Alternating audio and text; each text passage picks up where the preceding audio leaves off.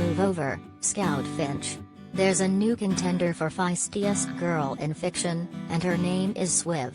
She's the 9-year-old narrator of Miriam Toews' spectacular new novel, Fight Night, Bloomsbury, 251 pages, out of 4, out Tuesday, and you're not likely to forget her distinctive voice, wise, worried, precocious, profane, anytime soon.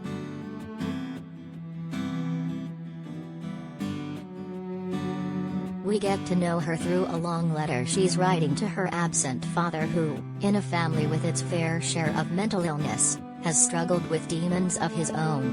Swiv has plenty of time to write it, and to look after her ailing grandma Elvira while her actor mom, Mushy, goes to work, because she was suspended from school for fighting.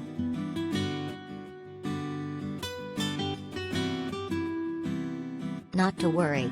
Grandma has taken charge of Swiv's homeschooling with her customary exuberance, devising an idiosyncratic curriculum that emphasizes the writing and telling of stories. Grandma says letters start off as one thing and become another thing, Swiv tells her dad. Swiv, in turn, has assigned her mom and grandma to write letters to the unborn child that Mushy is carrying, making her more volatile than ever. Or, as Swiv puts it, Mom is in her 3rd trimester. She's cracking up.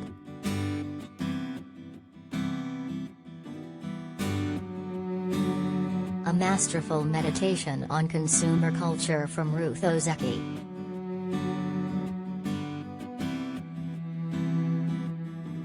Toews, an award-winning Canadian writer only slightly less renowned on this side of the border, is the author of 7 previous novels, most recently 2018's Women Talking, and 1 work of non-fiction.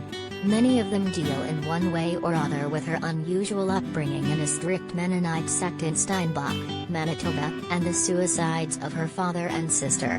This one, set in Toronto, is no exception.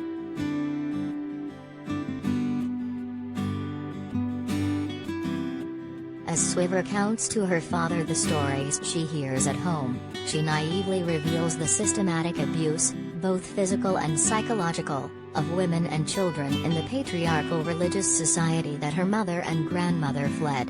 Their nemesis is Willett Braun, the sanctimonious, tyrannical leader of the church they belong to, one of many men who robbed us blind, Elvira says.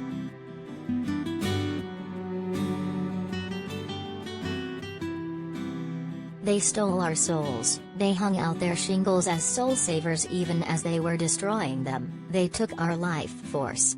And so we fight to reclaim it, we fight to love ourselves, we fight for access to our feelings, we fight for access to God, Elvira tells Swiv as they set out on what will prove to be a fateful journey to visit Elvira's nephews, Ken and Lou, in Fresno, California.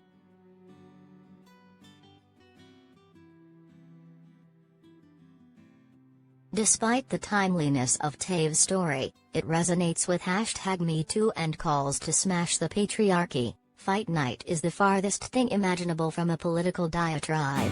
Toews, who began her writing career making radio documentaries, has created a vibrant, mostly female ensemble of eccentric, endearing voices, girls and women doing their best to stand up to the Willett Brauns of the world. Even the minor characters spring to life on the page.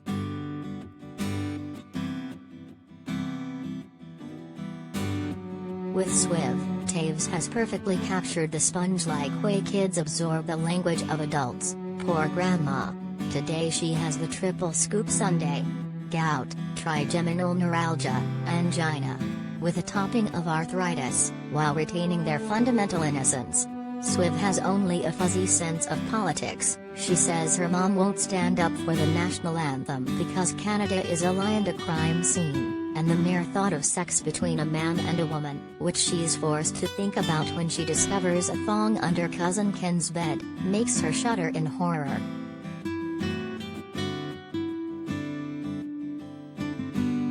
Moving back back and forth in time through her character's fragmentary memories, Toews has written a big-hearted, briskly paced family saga about the extraordinary love that binds 3 generations of free-spirited women together, and the tools and techniques that they've had to develop to survive.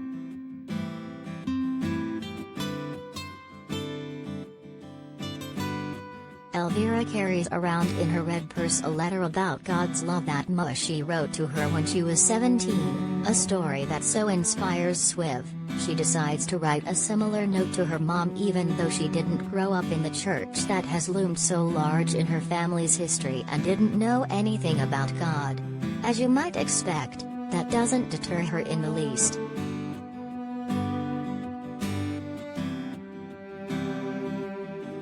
I could write something hopeful from Beyoncé, she tells her dad, and mom could carry it around forever.